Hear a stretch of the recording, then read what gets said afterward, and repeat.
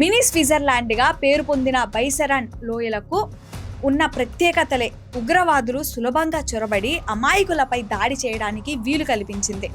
అక్కడి పచ్చందనం పాడవకూడదన్న ఉద్దేశంతో మోటార్ వెహికల్స్లను అనుమతించరు. పహల్గామ్ టౌన్ నుంచి 5 కిలోమీటర్ల దూరంలో ఉన్న బేసరన్ లోయకు వెళ్లాలంటే కాలినడకన వెళ్ళాలి, లేదంటే పర్యాటకులు పొట్టి గుర్రాలను ఆశ్రయించాల్సి ఉంటుంది. పర్యావరణ సమతుల్యతను కాపాడుకోవడం కోసం తీసుకున్న చర్యలు ఈ ప్రాంతాన్ని ఒంటరిని చేశాయి. ఫలితంగా అత్యవసర పరిస్థితుల్లో ఊహించని ఘటనలు జరిగినప్పుడు చర్యలకు జాప్యం కలిగేలా చేశాయి. ఇక్కడ మాత్రం పక్కా ప్లాన్తో బైసరన్ వ్యాలీలో ఉగ్రదాడి జరిగినట్లు తెలుస్తోంది. సైన్యం దుస్తుల్లో సమీప అడవుల నుంచి వచ్చిన ఉగ్రమూకలు టూరిస్టులపై విచక్షణ రహితంగా కాల్పులు జరిపాయి. బాడీ క్యామ్లు ధరించి 3 టెర్రరిస్టులు పర్యాటకులను ఒక్కచోట చేర్చి వివరాలను ఆరా తీసి మరీ పురుషులనే కాల్చి చంపి ఆ దృశ్యాలను రికార్డ్ చేశారు.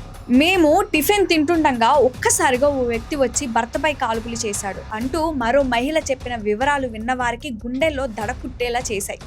అందులో తన భర్త తిరిగి రాడని తెలిసి ఓ నవవధువు దీనంగా కూర్చున్న దృశ్యం అందరినీ కలిచివేస్తోంది. ఆమె తనకు న్యాయం కావాలని కోరుకోవడం లేదు. ఆమె తరపున దేశం ప్రజలు అడుగుతున్నారు. మాకు చర్యకు ప్రతిచర్యం కావాలి.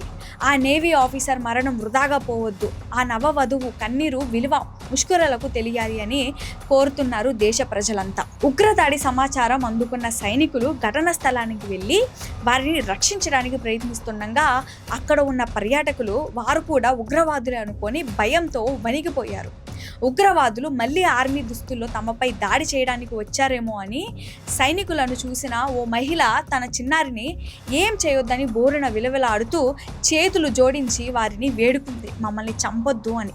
ఇతర పర్యాటకులు కూడా భయంతో తమ పిల్లలను దాచుకోవడానికి ప్రయత్నించారు.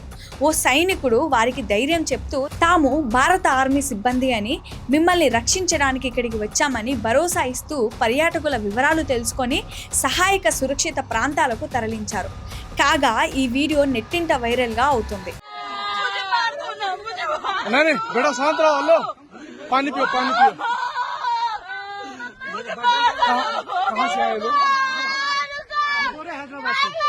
हैदराबाद से।